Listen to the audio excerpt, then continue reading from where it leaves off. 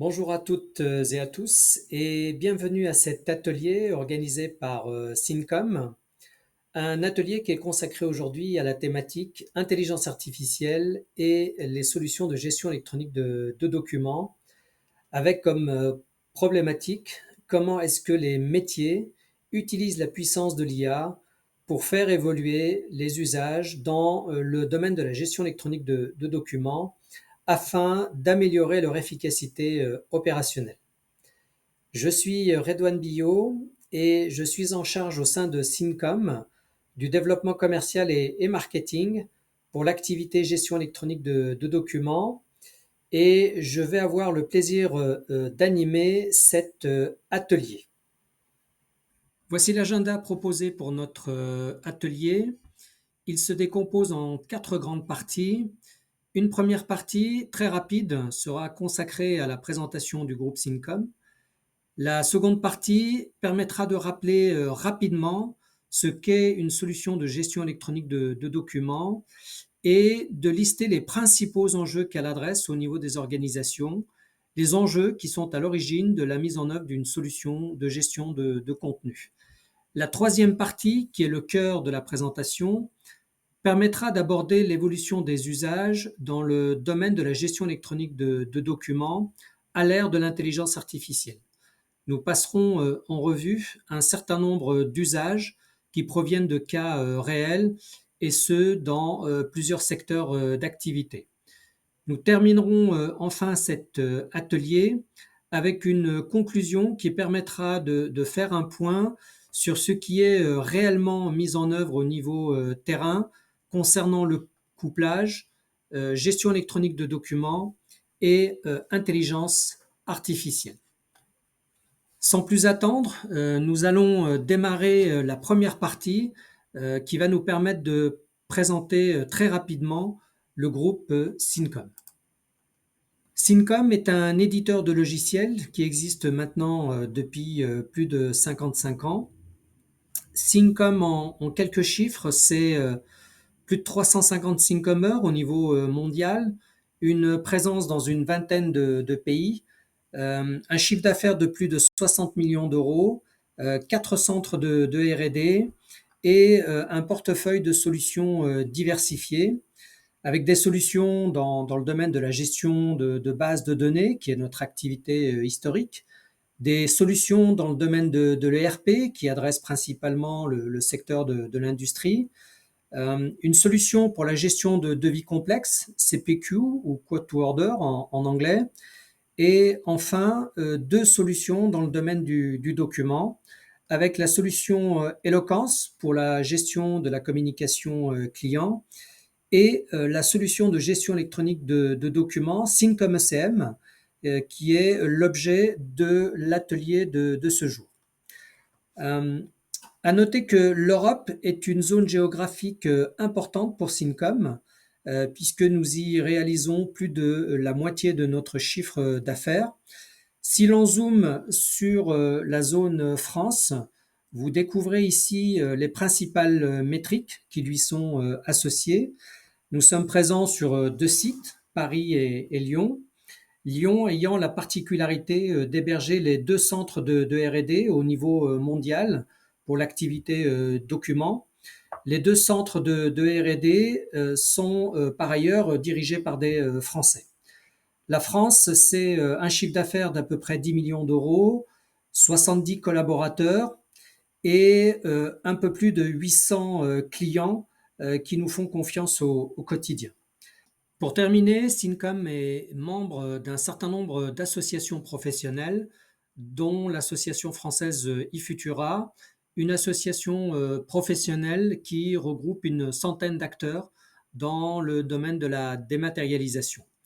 Nous sommes un membre actif au sein de l'association iFutura et j'ai le privilège d'en être le secrétaire général. Quelques mots très rapides sur l'association iFutura. iFutura, c'est donc environ une centaine de membres avec un premier collège composé d'éditeurs de solutions et de prestataires de services, un deuxième collège composé d'organisations utilisatrices des solutions et services proposés par le premier collège, Un troisième collège composé d'organisations institutionnelles comme des associations, des groupes de réflexion, d'universités et de journalistes. Et enfin, un dernier collège composé de personnes qualifiées qui mettent à disposition de l'association leur savoir et savoir-faire. Syncom, c'est un écosystème riche composé de clients et de partenaires. Côté client, vous avez ici un panel d'un certain nombre de clients qui utilisent au quotidien notre solution de gestion électronique de documents, Syncom ECM, dans les trois principaux domaines d'activité. Le secteur public représente notre base historique. C'est dans ce domaine que nous sommes nés et que nous avons grandi. Le secteur de l'industrie et des services, et enfin des clients dans le domaine de la banque, assurance et mutuelle.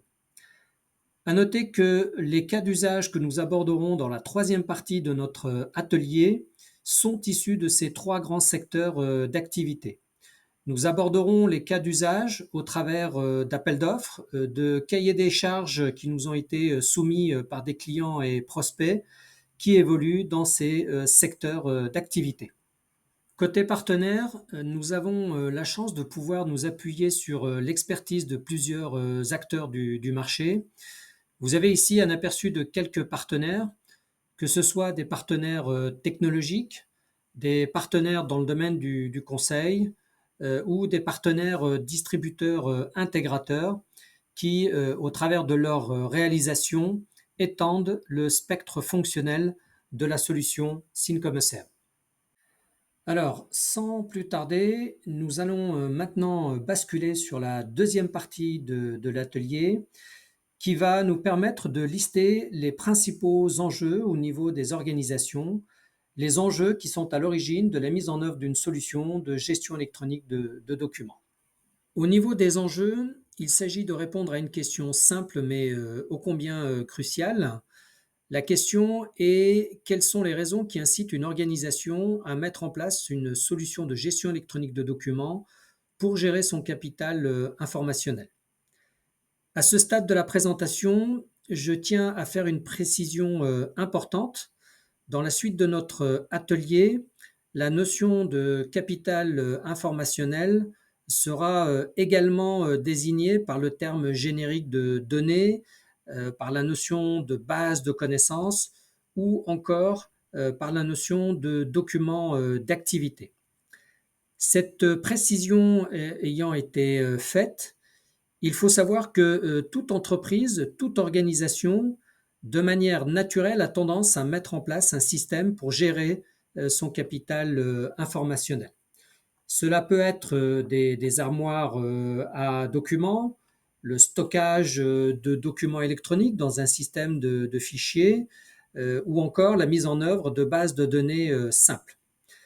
Ce premier niveau d'organisation montre cependant très vite ses limites, avec par exemple des difficultés à retrouver l'information, difficultés et coûts pour le partage de l'information, une gouvernance parfois chaotique au niveau de la gestion de l'information, des difficultés pour respecter les exigences réglementaires, parfois un faible niveau de sécurité concernant l'accès aux données, ou encore l'absence d'un plan de continuité d'activité et de plan de reprise d'activité en cas de perte de données.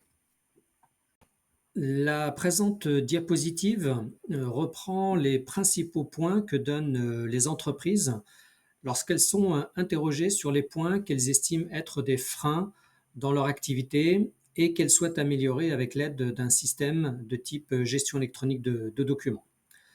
On va commencer avec la recherche de plus d'efficacité.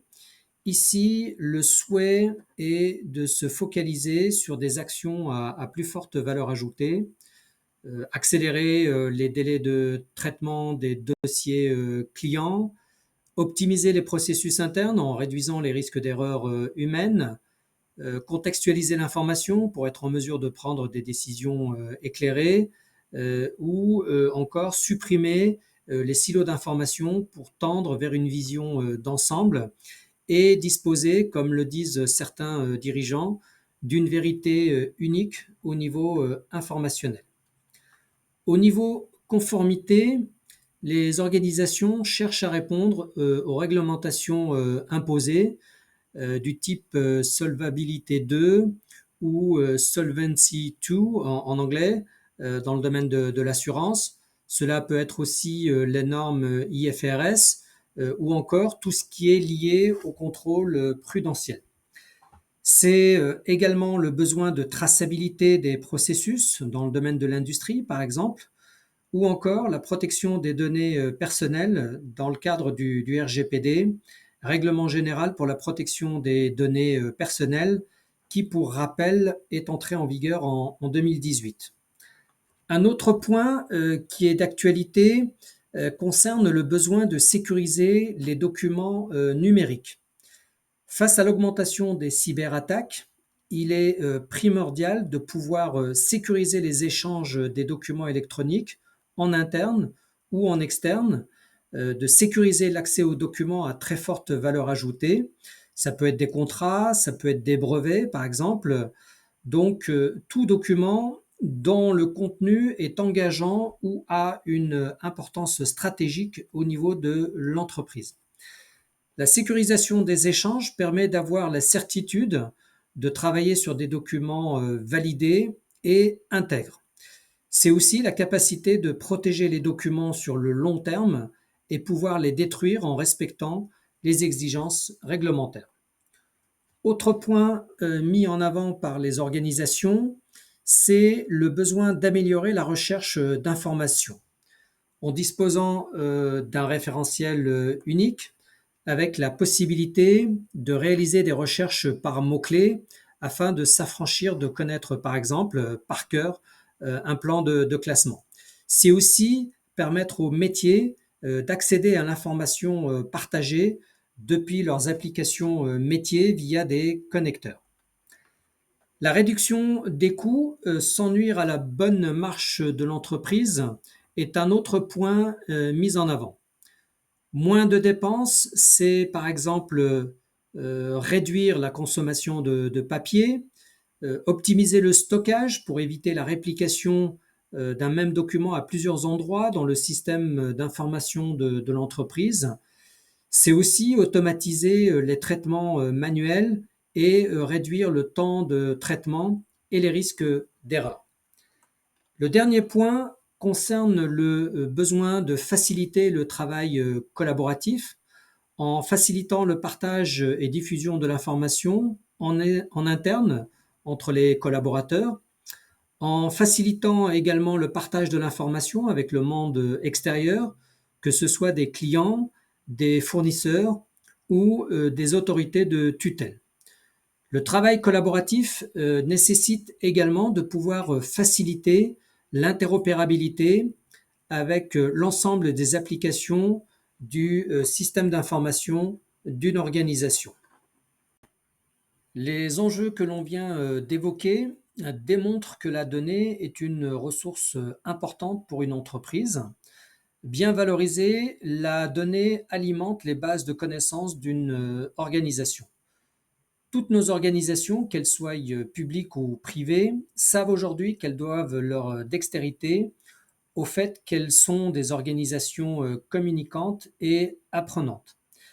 Elles ont maintenant, depuis plus de 2 décennies, pris conscience qu'elles sont un vivier d'informations et que l'exploitation de cette information est un atout concurrentiel majeur. Elles ont également compris que lorsque les informations sont bien gérées, elles permettent de constituer des bases de connaissances utiles à leur fonctionnement. L'importance de la donnée et de la gestion des connaissances au niveau des entreprises a fait l'objet d'une étude début 2024 par l'American Productivity Quality Consortium, l'APQC. Cette étude a été menée auprès de 230 participants mondiaux. Cette étude est riche d'enseignements. Elle fait ressortir que les entreprises ont identifié 7 priorités concernant la gestion de la donnée. La priorité principale concerne l'efficacité opérationnelle et l'amélioration des processus. Une priorité mise en avant par 42% des répondants. Ce constat montre que la gestion des connaissances est principalement considérée par les répondants comme un outil pour améliorer l'efficacité opérationnelle et l'amélioration des processus au sein des organisations, ce qui indique le rôle critique de l'information dans l'optimisation des opérations. Vient ensuite l'apprentissage continu. Cette priorité permet d'affirmer, et ce n'est pas une surprise, que la gestion des connaissances est un levier au service du développement des employés et surtout participe à l'adaptabilité de l'organisation au changement de son environnement. La troisième priorité porte sur la volonté de créer une entreprise intelligente, toujours grâce à la gestion des connaissances. Cela met en évidence, bien entendu, le rôle stratégique que joue la donnée dans le soutien à la prise de décision éclairée, qui est identifiée comme une autre priorité.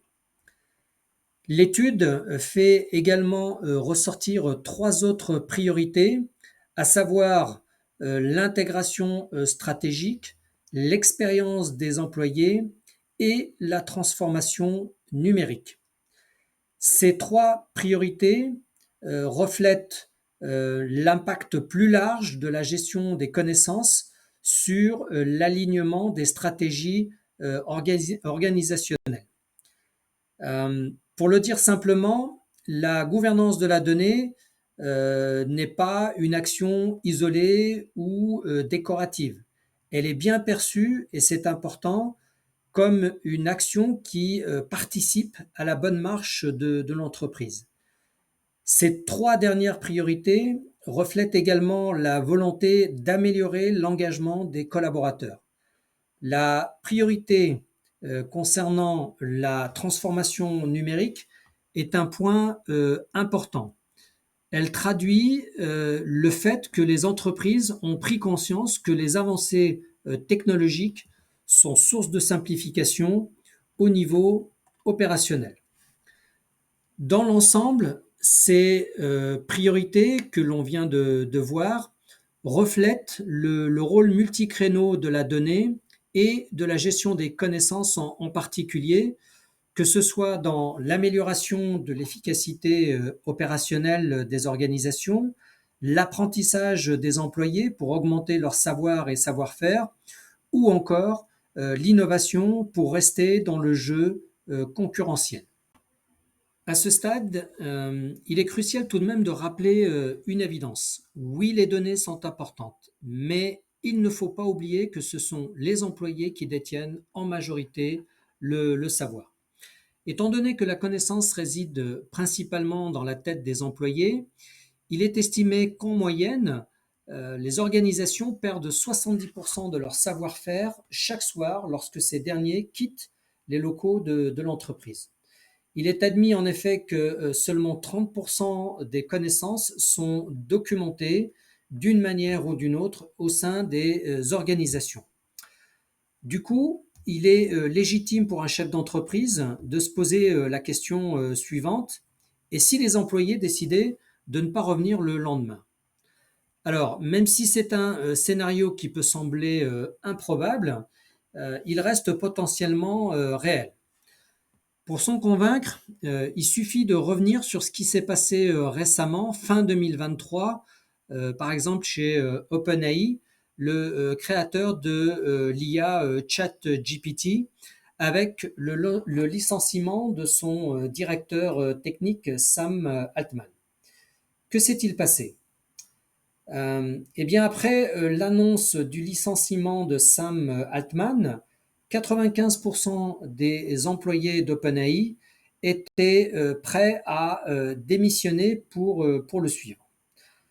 Dans l'hypothèse où ce scénario catastrophe se serait réalisé, il est pratiquement certain qu'OpenAI n'aurait pas pu survivre après avoir perdu 95% de son capital intellectuel.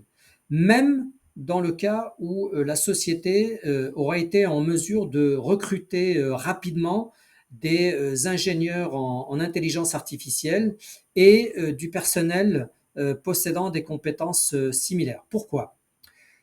Eh bien, parce que l'expérience et les connaissances contextuelles, historiques, acquises en développant les diverses solutions, auraient été perdues, rendant quasiment impossible pour les nouveaux arrivants la possibilité de rattraper leur retard.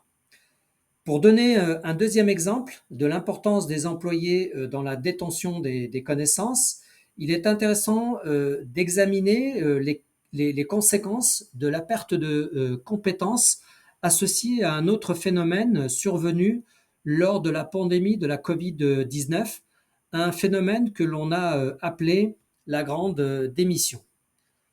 Le phénomène de la grande démission a été particulièrement observé aux États-Unis, où il est estimé que pendant la pandémie de la Covid-19, plus de 47 millions de personnes ont volontairement quitté leur emploi. Une situation similaire s'est d'ailleurs produite en France. À la fin de l'année 2021 et au début de l'année 2022, le nombre de démissions, même s'il n'est pas comparable avec ce qui s'est produit aux États-Unis, a atteint des sommets historiques avec plus de 520 000 démissions par trimestre, dont 470 000 concernaient tout de même des contrats à durée indéterminée à temps plein. Maintenant que les bases ont été posées concernant l'importance de gérer les contenus dont dispose une organisation, nous allons aborder les grands blocs fonctionnels qui constituent une solution de gestion électronique de documents. Ce sont les blocs fonctionnels qui permettent d'aider les entreprises à répondre aux enjeux de la gestion de leur patrimoine informationnel.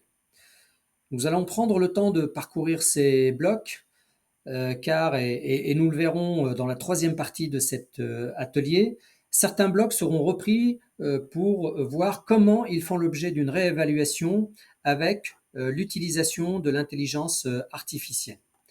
La meilleure façon de présenter ces grands blocs fonctionnels est de le faire au travers du cycle de vie classique d'un document au sein d'une organisation. La première étape est la capture. C'est la phase qui permet de capter l'information. Les documents peuvent provenir de plusieurs canaux.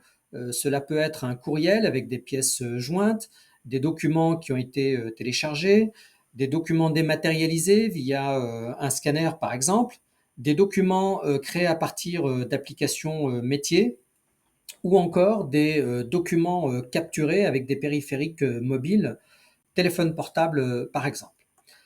La deuxième étape est la capitalisation, la valorisation de l'information.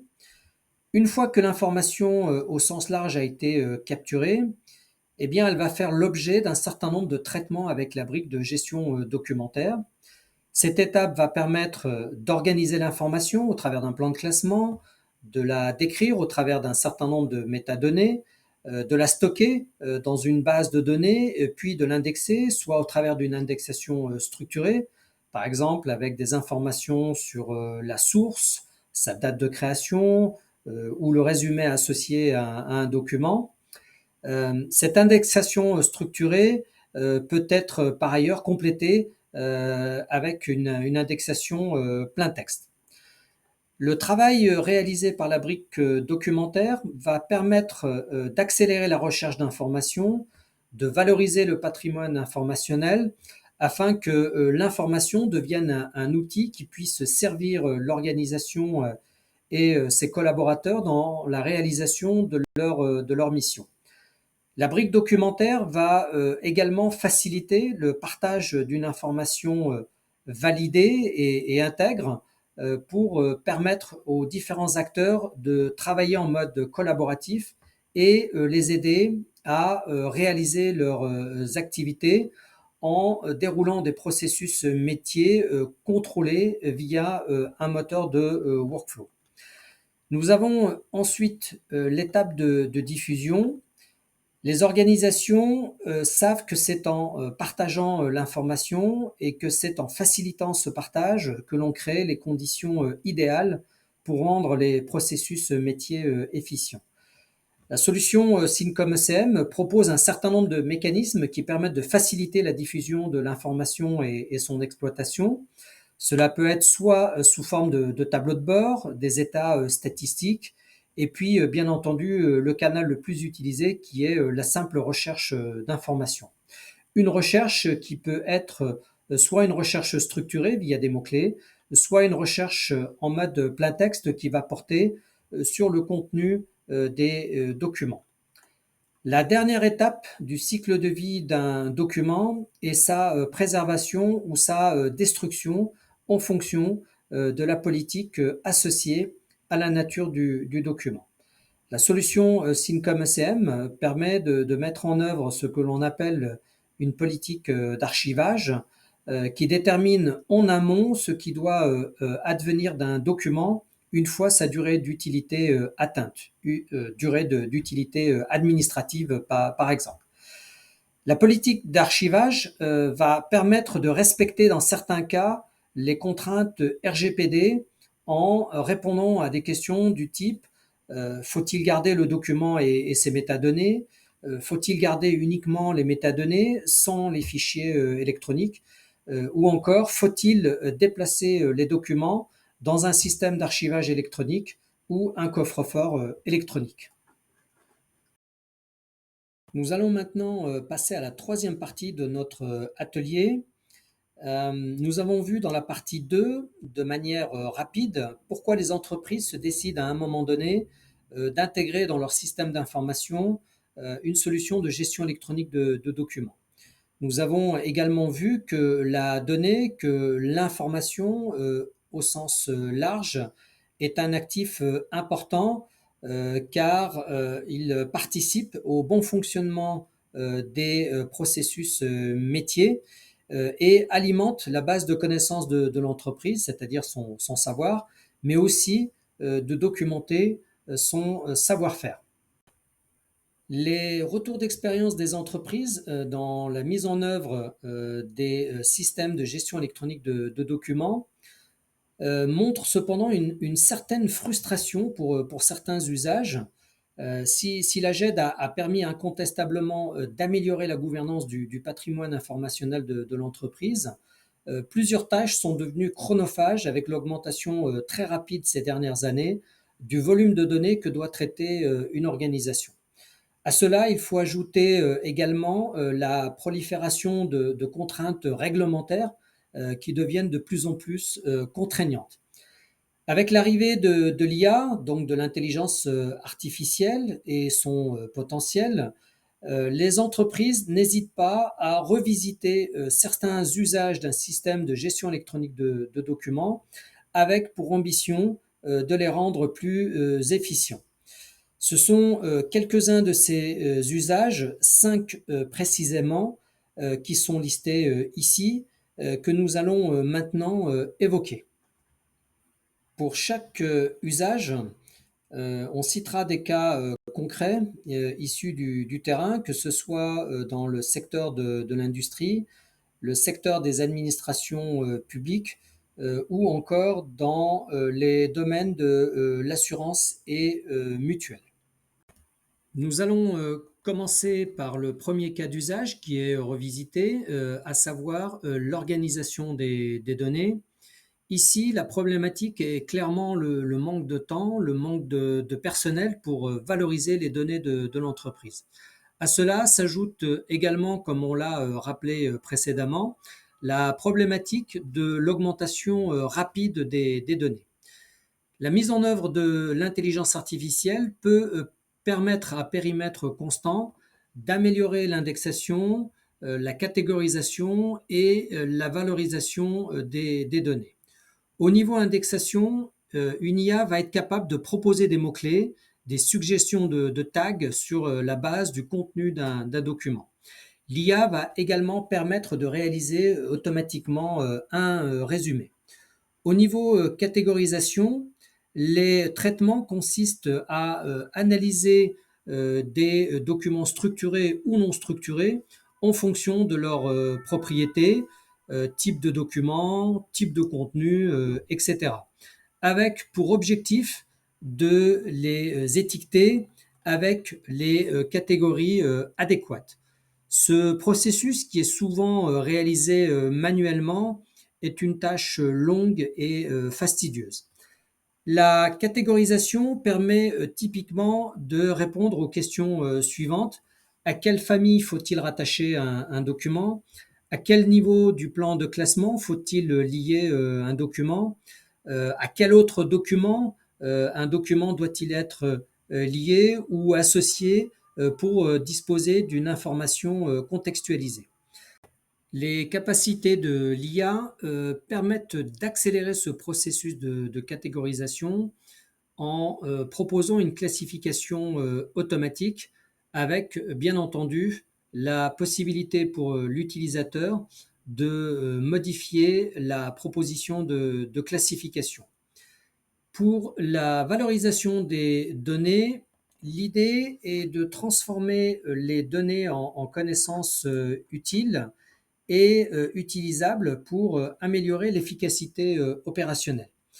L'IA peut permettre de décloisonner les domaines de la connaissance au-delà du fonctionnement classique en silo que l'on retrouve dans les entreprises. L'IA est en effet capable d'explorer des champs de corrélation entre documents bien plus vastes que ce que permettaient ou ce que peuvent permettre les outils actuels. Pour illustrer ce cas d'usage, nous allons prendre l'exemple d'un grand groupe qui œuvre dans le domaine de l'extraction minière avec la situation suivante.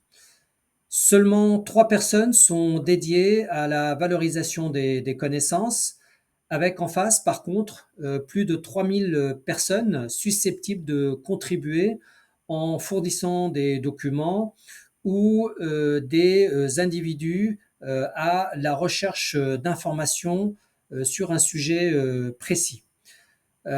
Aux contributeurs internes, il faut également ajouter les contributeurs externes avec une volumétrie de données reçues en constante augmentation. Dans ce cas d'usage, l'utilisation de l'IA peut permettre à périmètre humain constant d'améliorer l'indexation et la valorisation du flot de documents, que ce soit les documents produits en interne ou les documents reçus. On va très rapidement faire un petit focus sur la valorisation des données.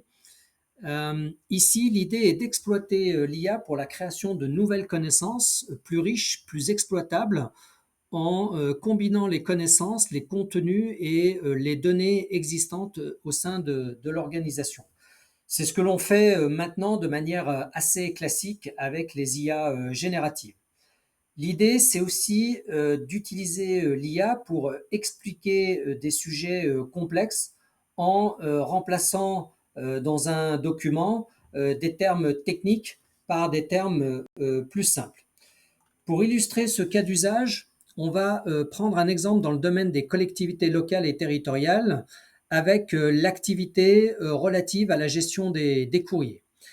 L'IA peut être sollicitée pour la génération automatique de réponses à des demandes de citoyens en se basant sur les bases de connaissances de la collectivité. Cela peut être la génération du contenu pour répondre à des questions sur l'urbanisme, sur le monde associatif, la politique de la ville, ou encore des questions sur la politique sociale au niveau d'une collectivité. Un autre exemple concerne le cas d'usage au sein d'un service R&D dans l'industrie. L'IA peut, par exemple, être utilisée pour expliquer à un comité exécutif des concepts techniques d'un rapport ou d'une étude en utilisant des termes simples adaptés au profil des interlocuteurs. Passons maintenant au cas d'usage relatif à la recherche. Ici, la problématique est de faciliter la recherche sans passer par des métadonnées avec des questions du type date égale, source égale, ou encore l'utilisation d'opérateurs booléens qui peut être un frein à l'utilisation d'une solution de gestion électronique de documents. L'autre problématique est d'améliorer la qualité des réponses en précisant en amont le contexte dans lequel s'inscrit la recherche d'informations. Dans le cas de la fonction recherche, l'utilisation de l'IA va permettre de réaliser sa recherche en langage naturel en ayant la possibilité de donner le contexte de sa requête. Pour illustrer cette problématique, on va prendre l'exemple d'une entreprise dans le domaine de l'industrie avec des collaborateurs qui ont des requêtes du type j'ai une question sur un procédé de fabrication, je souhaite améliorer un processus de fabrication dans le cadre d'une intervention de maintenance délicate sur un équipement, je souhaite en savoir plus sur la mise en œuvre d'un brevet particulier, ou encore une question du type quelles sont les personnes ou quelle base de connaissances faut-il solliciter ou puis-je solliciter sur une problématique particulière. De manière encore plus spécifique, on peut citer le cas d'usage d'une entreprise qui est spécialisée dans le traitement de déchets faiblement radioactifs avec des requêtes du type quels sont les prérequis pour une proposition de traitement de déchets faiblement radioactifs quand les déchets sont issus du monde hospitalier. Donne-moi la liste de tous les documents qui sont liés à la maintenance du four qui se trouve dans l'usine. Et pour les documents identifiés, précise ces relations avec d'autres documents. Des relations du type, le document fait référence à, il a été créé à partir de, il participe à la conformité de, etc. Grâce à l'IA, le système de gestion électronique de documents peut améliorer la recherche d'informations en proposant des recommandations de requêtes après une recherche. L'IA peut également croiser les réponses en traversant les différents silos de données de l'entreprise. Autre point d'amélioration, c'est la traduction automatique des documents. On peut citer l'exemple d'une multinationale dans le secteur de la chimie avec des équipes localisées dans plusieurs pays et qui peuvent étendre leurs recherches au-delà des langues qu'elles maîtrisent. Qu'en est-il concernant le cas d'usage relatif au travail collaboratif? Tout d'abord, il est important de rappeler que la collaboration a toujours fait partie intégrante de la gestion de l'information. S'associer à d'autres experts pour mener à bien des projets et résoudre des problèmes est un réflexe indispensable lorsque l'on s'engage dans un processus créatif ou axé sur la réflexion. Avec la généralisation du télétravail et la constitution d'équipes hybrides depuis la crise de la Covid-19, de nombreux collaborateurs doivent échanger en étant basés à différents endroits avec des fuseaux horaires différents, ce qui rend la collaboration asynchrone beaucoup plus régulière qu'auparavant. La collaboration passe par des réunions, des emails, l'échange via des chats et de la coédition de documents. Dans l'idéal, le travail collaboratif permet d'échanger sans aucune perte d'information entre les différentes parties prenantes. Dans les secteurs réglementés, le travail collaboratif repose sur des processus workflow afin de s'assurer que les bonnes procédures sont bien respectées. La valeur de la communication entre les équipes est donc fondamentale pour que ces processus soient exécutés efficacement tout en réduisant les erreurs humaines. Alors, que peut apporter l'IA, l'intelligence artificielle, au niveau du travail collaboratif? Dans un processus workflow, l'IA peut aider au niveau du routage des tâches. Prenons un exemple simple. Lorsqu'un collaborateur enregistre un nouveau document, l'IA peut automatiquement identifier le type de document et son contexte métier. L'IA peut déduire les droits d'accès appropriés. L'IA va être en mesure de lancer le bon workflow associé au traitement du document.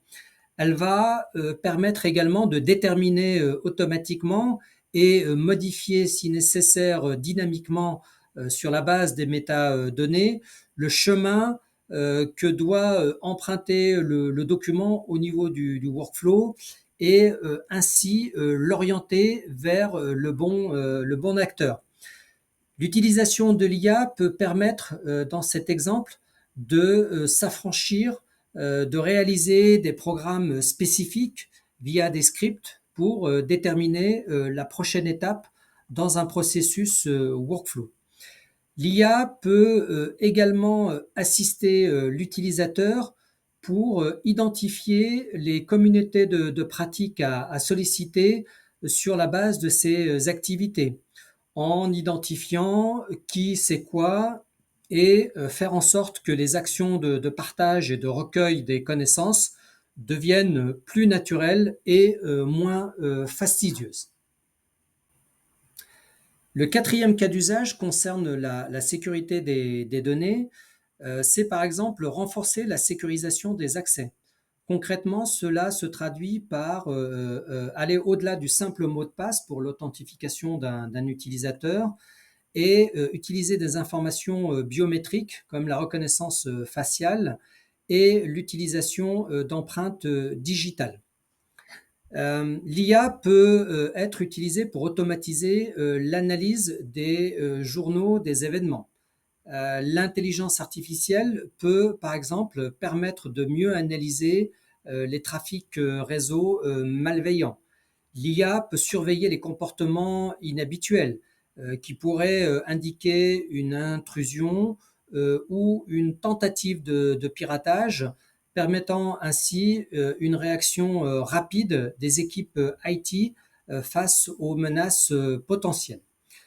L'IA peut enfin être utilisée pour prévenir la fuite de données, comme le téléchargement massif d'informations via l'analyse des traces.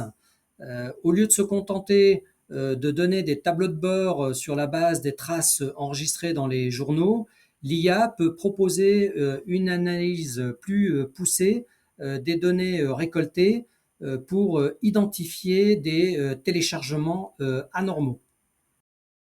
Le dernier cas d'usage concerne la protection des données personnelles. Quelques rappels concernant le RGPD. Le Règlement général sur la protection des données, connu sous l'acronyme RGPD, est entré en vigueur en mai 2018. Il a pour objectif d'encadrer l'utilisation des données personnelles. Le RGPD impose des exigences fortes qui passent par exemple par le respect strict des durées de conservation des documents. Depuis l'entrée en vigueur du RGPD, les organisations ont normalement adapté leur processus de gestion documentaire et mis en place une nouvelle gouvernance entre les directions métiers et la DSI avec pour objectif d'identifier et de localiser les données personnelles, de les sécuriser, de gérer les habilitations associées et de s'assurer que les règles de rétention propres à chaque type de données sont conformes aux exigences réglementaires. Il est important de rappeler que le non-respect de la législation ou le fait de ne pas fournir une vérification entièrement responsable peut avoir de lourdes conséquences financières ou une détérioration de l'image de marque pour les entreprises. L'utilisation de l'IA peut aider à automatiser les tâches relatives à la conformité au RGPD. Elle peut aider à cartographier des données personnelles en analysant les documents pertinents, identifier la nature d'un document afin de définir avec précision la période de conservation qui lui est attribuée, ou encore analyser les données en entrée pour détecter toute utilisation de termes non autorisés, garantissant ainsi la conformité aux normes réglementaires. Nous allons maintenant passer à la quatrième partie de notre atelier relative à la réalité au niveau de la combinaison entre intelligence artificielle et gestion électronique de documents. Si les directions métiers sont curieuses et motivées par l'apport de l'IA, quelle est la réalité sur le terrain? Avant de répondre à la question, il convient de préciser 3 points sur l'intelligence artificielle. Aujourd'hui, l'IA a clairement l'attention du top management. J'ai lu récemment dans un article le témoignage d'une directrice des systèmes d'information qui déclarait que l'IA générative lui donnait l'impression d'être la reine du bal lors des comités de direction. Les attentes des métiers sont considérables. Ils sont à l'écoute de toute solution capable de leur permettre de réaliser leur mission plus simplement, plus rapidement et avec sérénité. Ils s'attendent également à ce que l'IA générative, entre autres avantages, permette des gains de productivité importants et les libère des tâches subalternes pour se concentrer sur les services et l'expérience client. Sur la base de ce constat et sans surprise, les budgets alloués sont en hausse pour tous les projets qui sont rattachés au domaine de l'IA. Deuxième point, intelligence artificielle et gestion électronique de documents se complètent. Pourquoi ? La gestion électronique de documents simplifie la capture, la structuration, la gestion et la gouvernance des contenus essentiels à la mise en œuvre d'une intelligence artificielle au sein d'une entreprise. L'IA, de son côté, représente une avancée majeure dans l'amélioration, la perfection et l'automatisation de processus fastidieux de gestion des connaissances. Ces avancées concernent notamment le nettoyage, l'étiquetage et la restructuration des contenus, des tâches traditionnellement laborieuses et chronophages.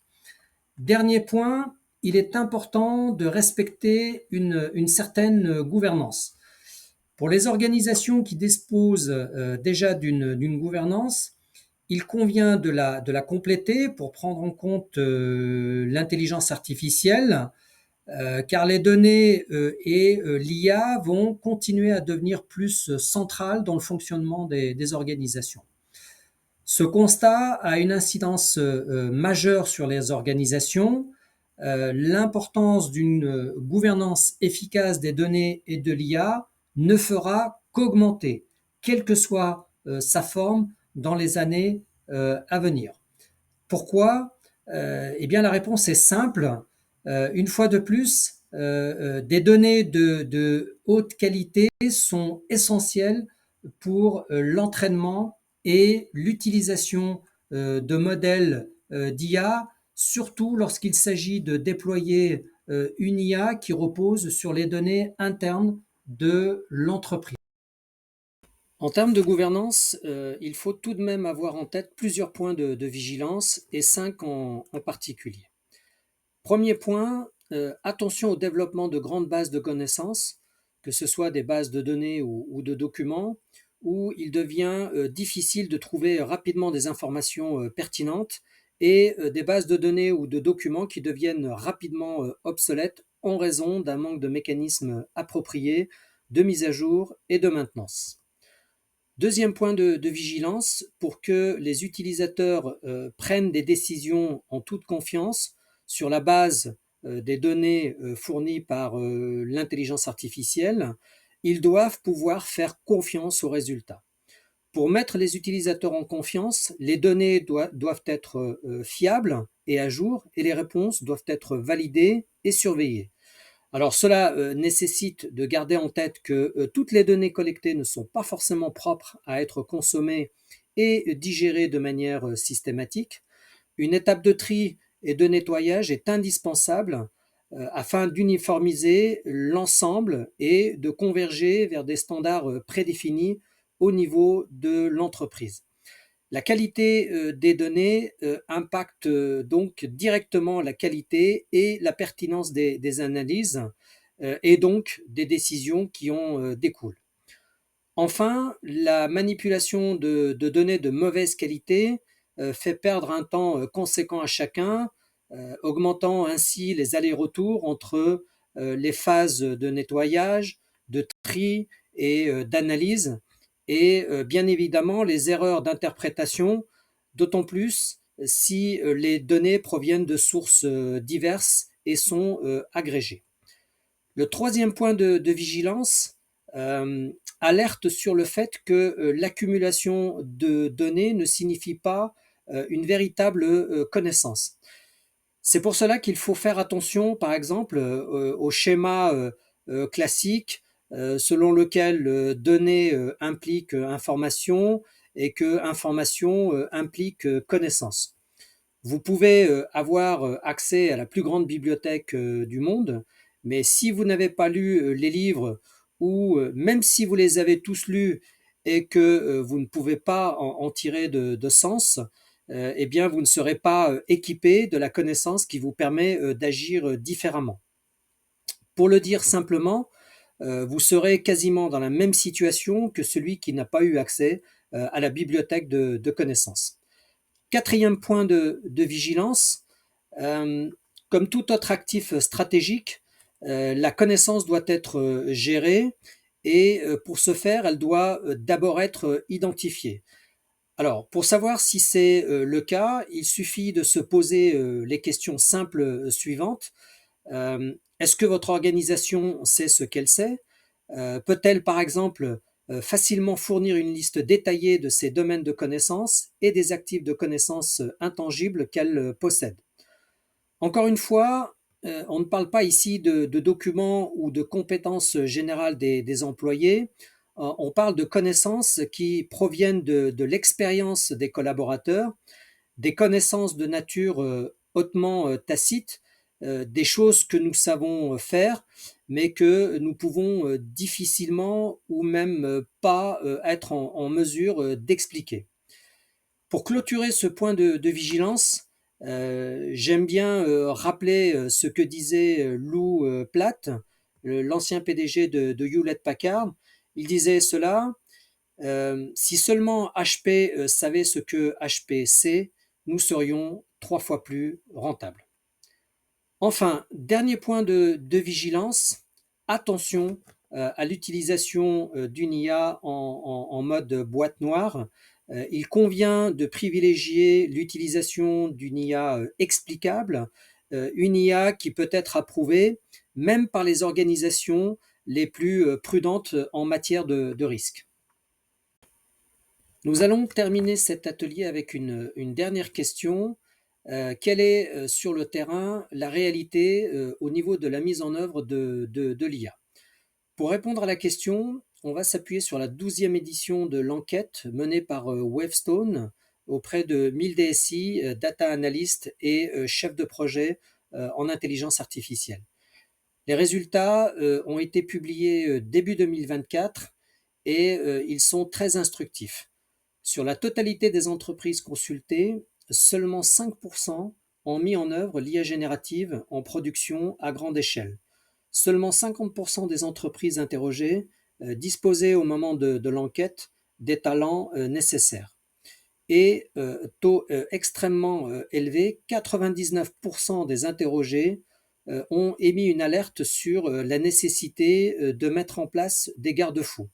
Ces organisations s'inquiètent du rôle de l'IA dans la désinformation, les biais éthiques, les pertes d'emplois et d'autres risques. Sur les 99% de ceux qui ont émis une alerte, seuls 63% d'entre eux ont mis en place des garde-fous. Plusieurs constats expliquent le faible taux d'entreprises ayant mis en place l'IA générative et je vais ici en citer deux.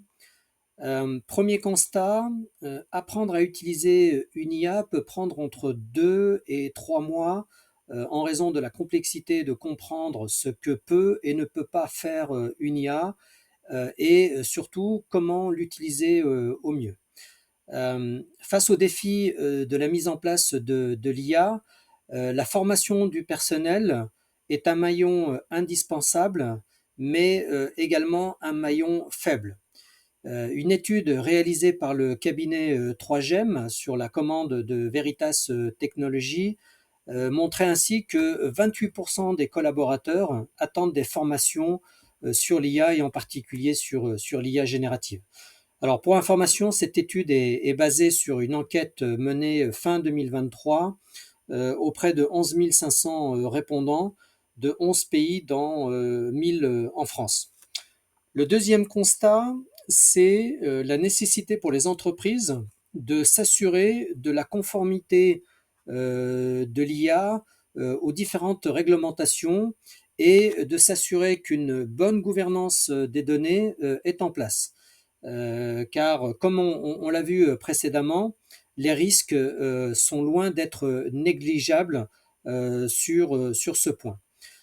Du coup, c'est aux experts en charge des domaines juridiques et RH que revient la lourde tâche de s'assurer que les solutions que souhaitent acquérir les responsables du SI, donc du système d'information, sont conformes aux normes.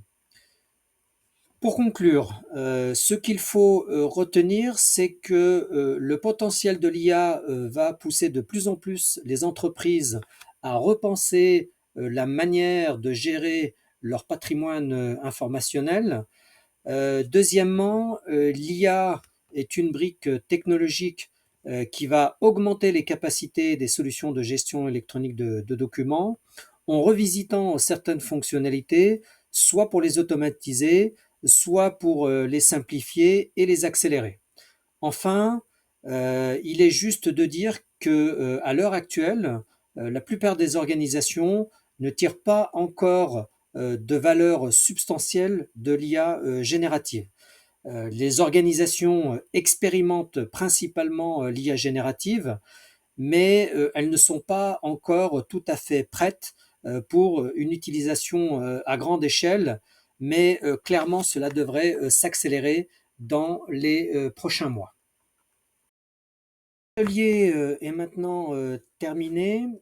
J'espère que la thématique abordée vous permettra d'avancer dans vos projets de mise en œuvre d'une solution de gestion électronique de documents. Toute l'équipe Syncom reste à votre écoute pour répondre à vos questions. N'hésitez pas à nous contacter via nos différents canaux de communication. Il ne me reste plus maintenant qu'à vous remercier pour votre attention, vous souhaiter une excellente journée et vous donner rendez-vous pour un prochain atelier. Merci encore et à très bientôt.